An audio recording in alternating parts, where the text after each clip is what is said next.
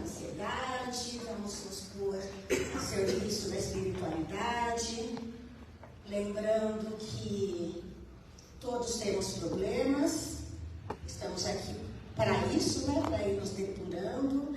Ela trouxe um tema que é muito importante para a gente, para estudo, para reflexão e para a gente se preparar melhor ainda para ouvir as palavras dela e depois conseguir aplicar na nossa vida. O seu Almeida vai fazer a nossa oração inicial.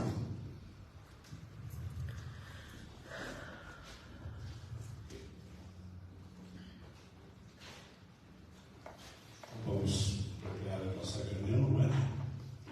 Para que o ambiente seja bastante propício para que nós possamos assimilar bem os ensinamentos que vão ser trazidos pela Flávia. E a casa hoje está enriquecida, né? Porque a Flávia, além dela, nós temos aqui a presença do Arthur, né? E isso aí enriquece muito a nossa casa, enriquece muito o nosso trabalho. Mas a Flávia vai, como disse a nossa querida, desenvolveu um tema bastante interessante, que eu gostaria que todos ficassem bastante atentos, para que a gente possa realmente absorver.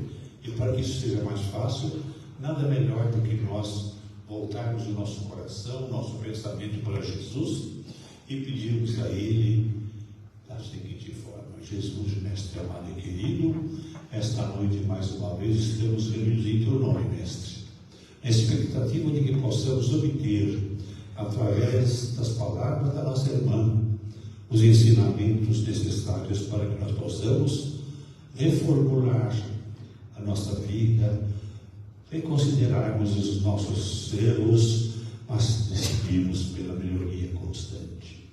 Dessa forma, Jesus amado, o nosso pensamento, o nosso coração se volta para a Tua doutrina, pedindo encarecidamente que nós possamos ser aptos a entendermos e assimilarmos tudo aquilo que ali for trazido.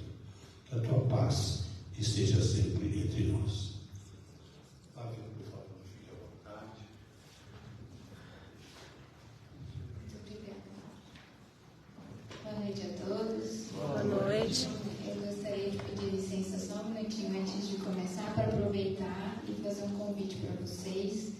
Nesse próximo domingo, agora, dia 23, nós vamos ter um evento lá na nossa casa, Obreiros do Bem, o Oitava Sob a Luz do Evangelho, que é um evento que a gente promove lá.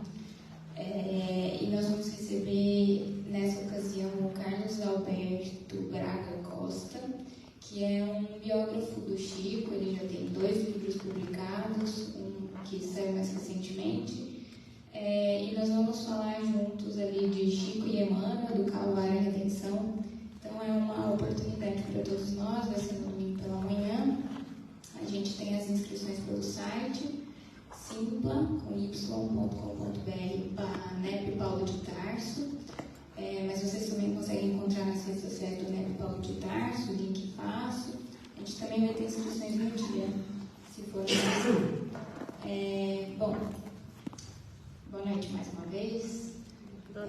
Vamos então conectar, né, os nossos pensamentos a Deus, a Jesus, para as reflexões dessa noite, pedindo o amparo e a lucidez para que a gente possa estar mais próximos de Jesus, do pensamento dos nossos benfeitores também que nos auxiliam, para receber mesmo a proximidade que a gente sente quando a gente vai ao Evangelho de Jesus. E as reflexões dessa noite, elas nasceram, o título é até interessante, assim, né? Diferente um pouco, mas elas nasceram de uma leitura do Evangelho de João, lá no capítulo 5.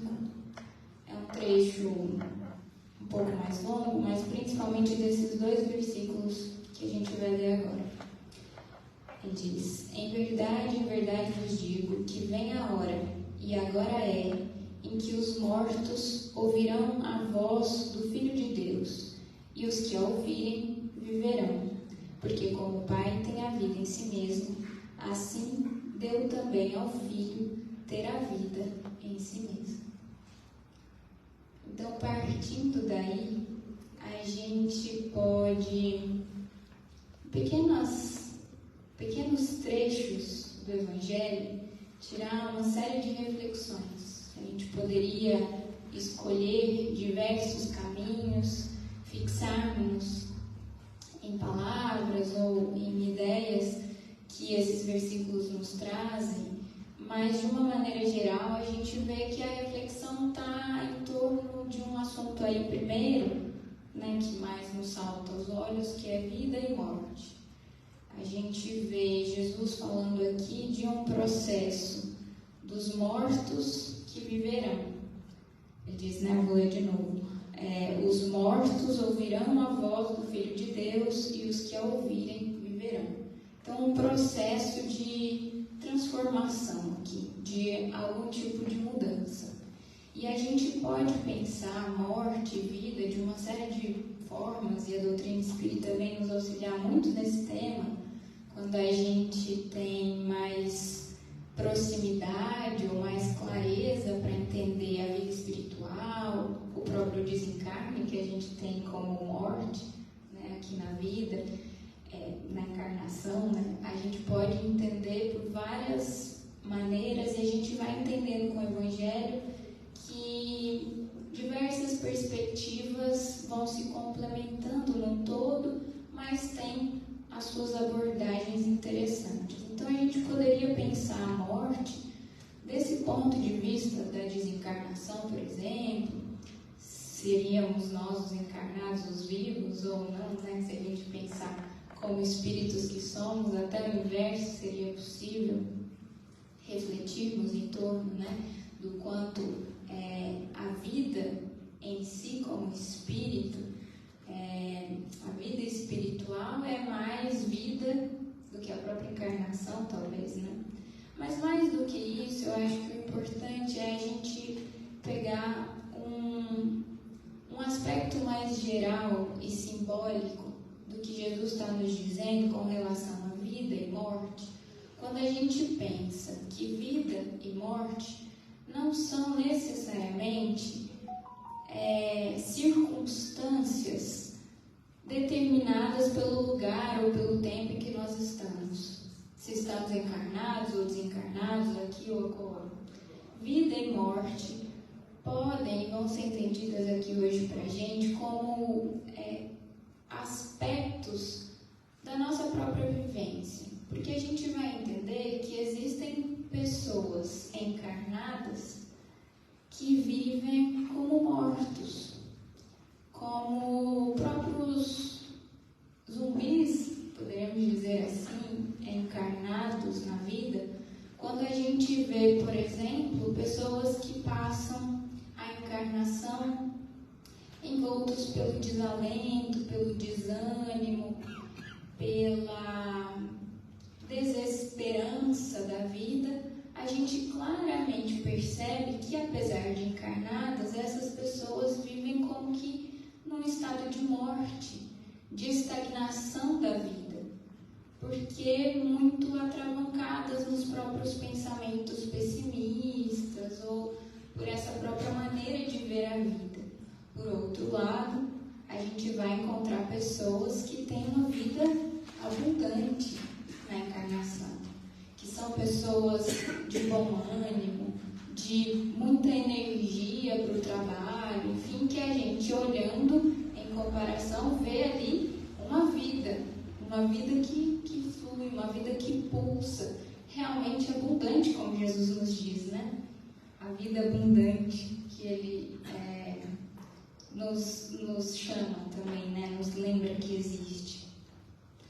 E assim também, na erraticidade, a gente vai ter espíritos em diversas condições que viverão estados de morte ou de vida, ainda que fora do corpo físico.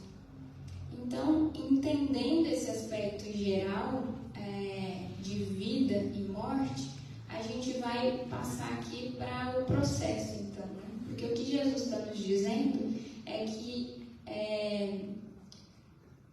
haverá o momento em que aqueles que são mortos, ouvindo a voz do Filho de Deus, viverão. Então passa um processo aí de transformação dessa maneira de vida, né? Dessa perspectiva. E é claro, a gente pode entender a voz do Filho de Deus, e aí Filho de Deus a gente vai poder entender também de várias maneiras, mas claro, a gente tem a figura de Jesus como esse representante do Filho de Deus, como aquele que vive mais plenamente a sua condição de filho, porque todos nós o somos, mas aqui na terra, de todos os espíritos que aqui já estiveram, quem mais do que Jesus viveu essa condição plena de filho, né? Como o filho que é, Jesus assim fez, nós o temos, né? Como o livro dos Espíritos nos relembra sempre como guia e modelo, por isso.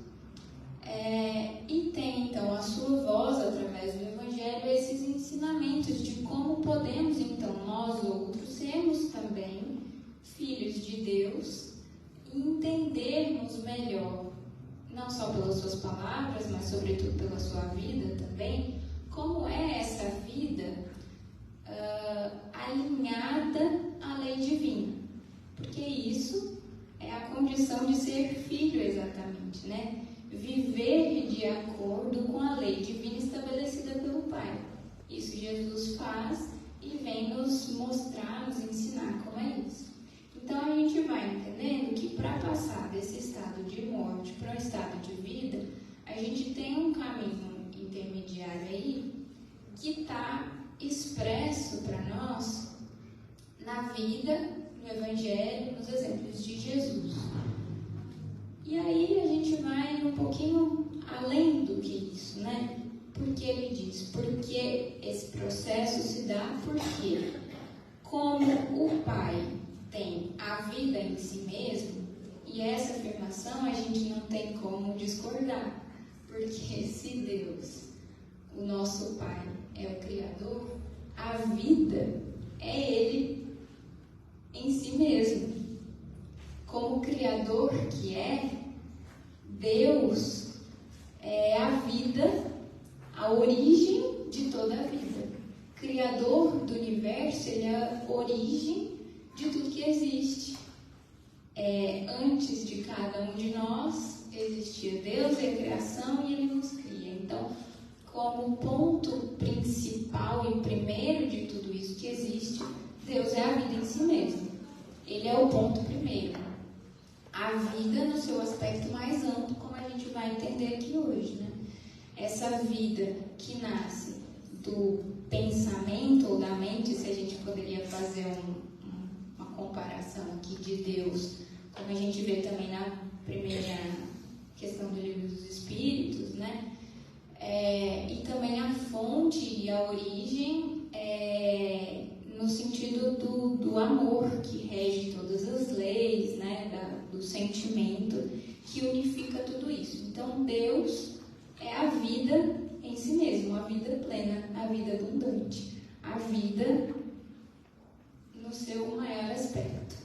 E aí ele ainda complementa o versículo, né? Como o Pai tem a vida em si mesmo, assim deu também ao Filho ter a vida em si mesmo. Então tem alguns aspectos interessantes. A gente pode pensar primeiro em Jesus como Filho. Claro, né? A gente estava falando dele, da voz dele, do seu Evangelho.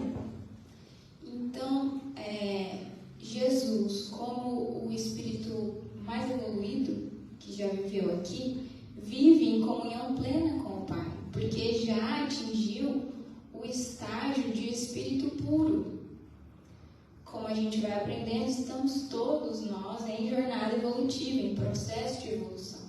Jesus trilhou também esse caminho e chegou ao estágio de espírito puro, e ele mesmo vai nos dizer, em certo momento, eu e o Pai somos um. É claro que Jesus não é Deus, mas a comunhão de um espírito puro que que já chegou a esse estágio de perfeição, é tão profunda com Deus, que eles se misturam ali, ou tem essa sintonia profunda, e é o que a gente vai ver no versículo, então, quando ele dá ao filho ter a vida em si mesmo.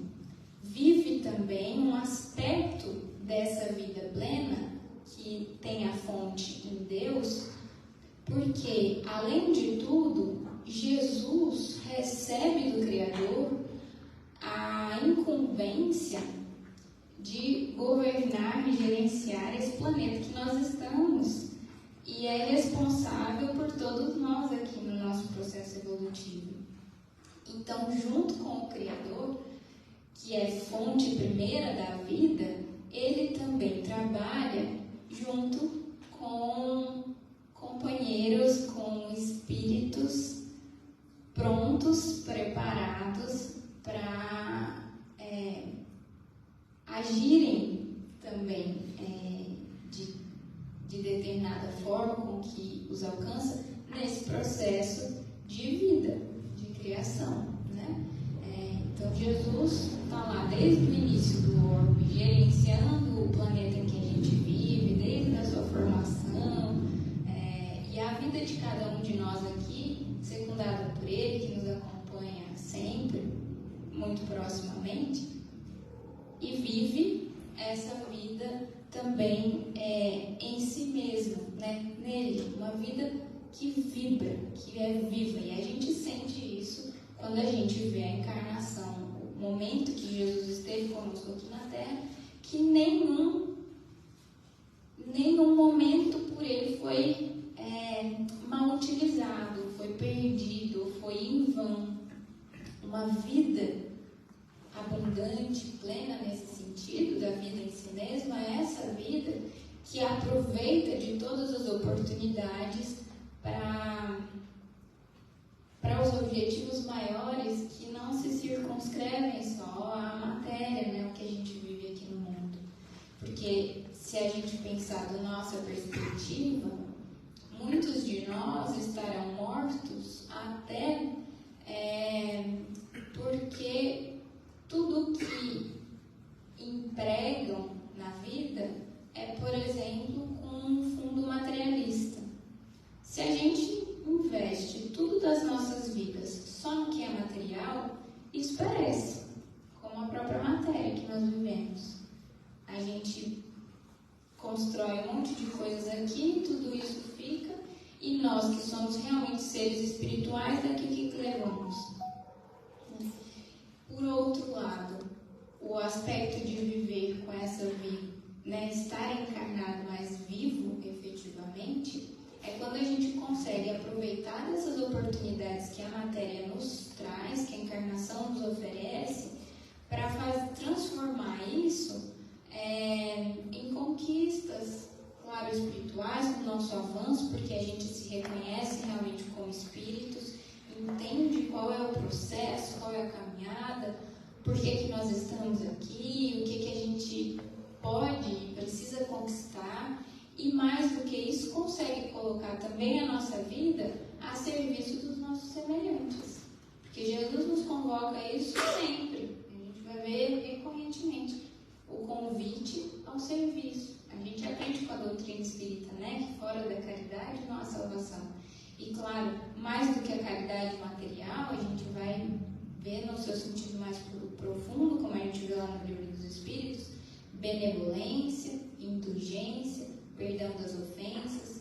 Então a caridade, ou colocar, né, aproveitar da oportunidade da encarnação para viver realmente, é a gente conseguir se colocar assim em contato com os nossos semelhantes, com benevolência, entendendo, com indulgência, entendendo as dificuldades dos nossos semelhantes, as suas limitações também, perdão das ofensas, enfim, todo esse processo que a caridade vem nos mostrar, né? Então isso também é vida. Mas Deus é a vida em si mesmo, Jesus na plenitude ali do Espírito puro, que já é já vive essa vida em si mesmo também, e nós outros, né, que ainda estamos em jornada, que ainda estamos em processo. A gente vai entender aqui uma palavrinha importante que apareceu aqui, porque diz que o Pai deu também ao Filho ter a vida em si mesmo. Não necessariamente que Ele tenha dado a vida pronta, porque aí é que é o processo.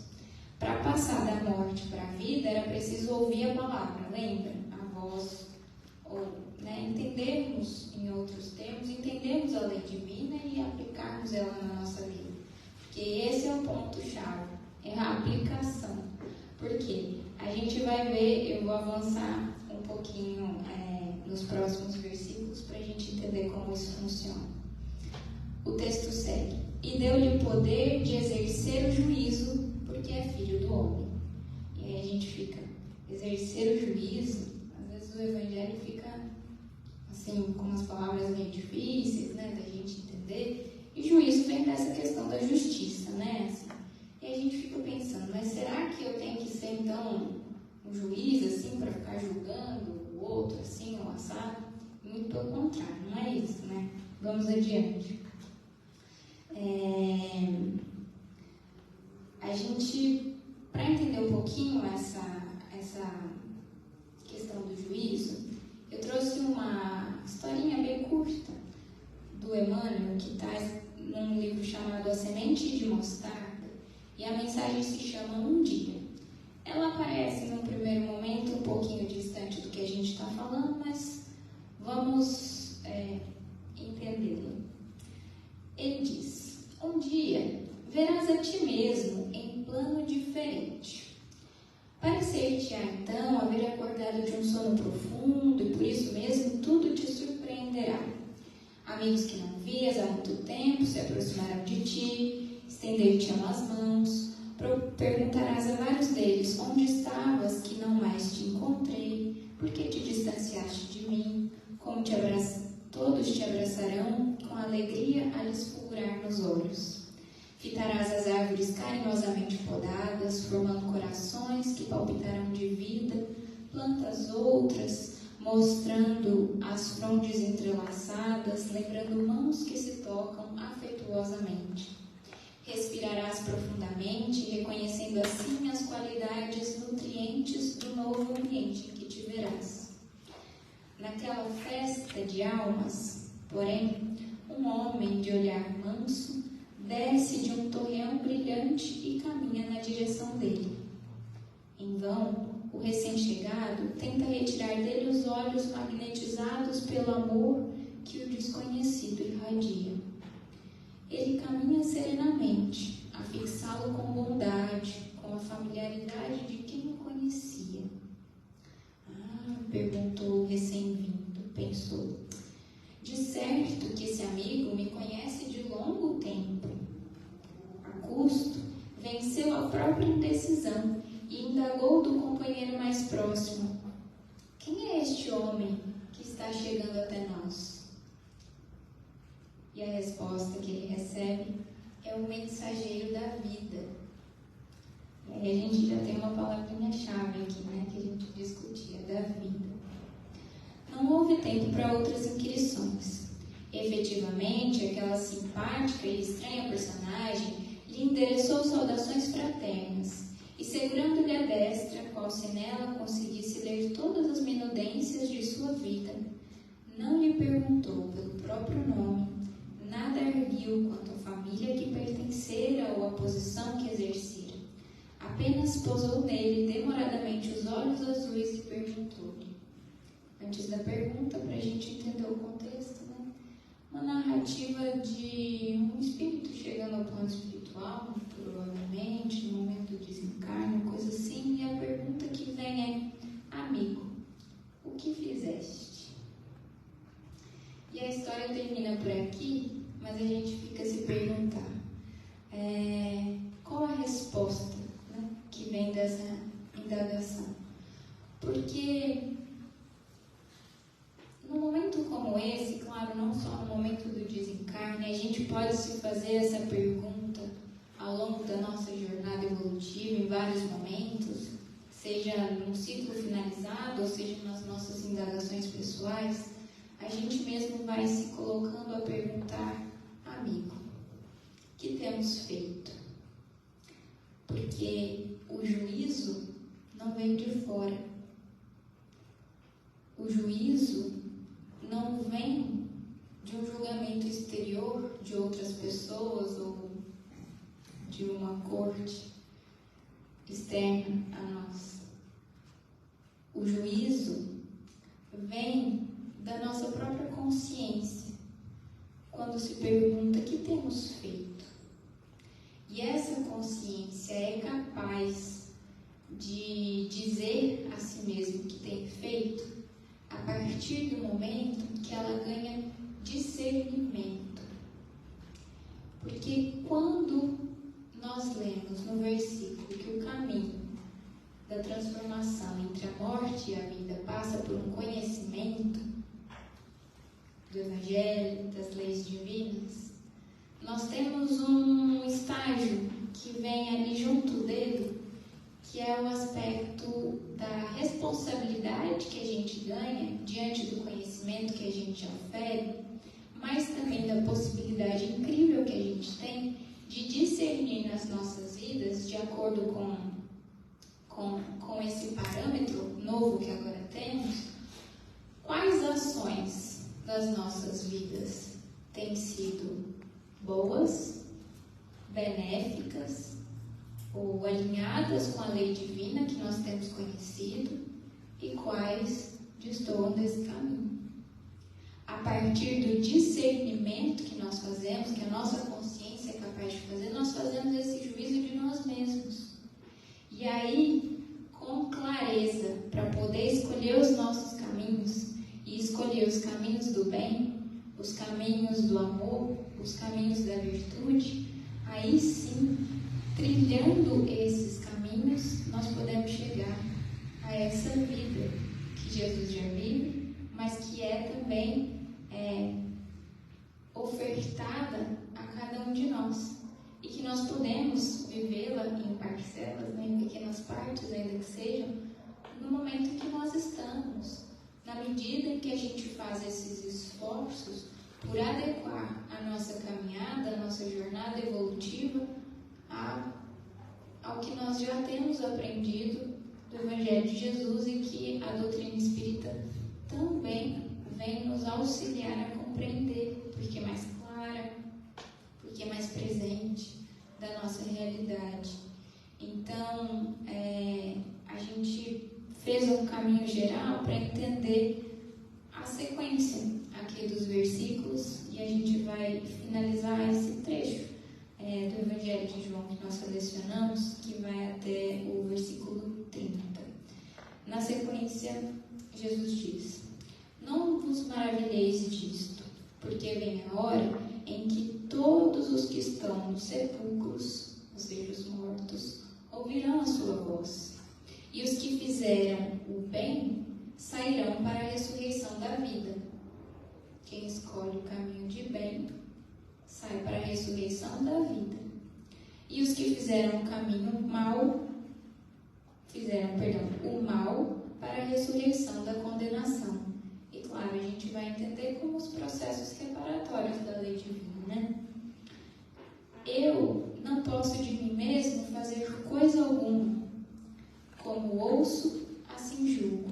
E o meu juízo é justo, porque não busco a minha vontade, mas a vontade do Pai que me enviou.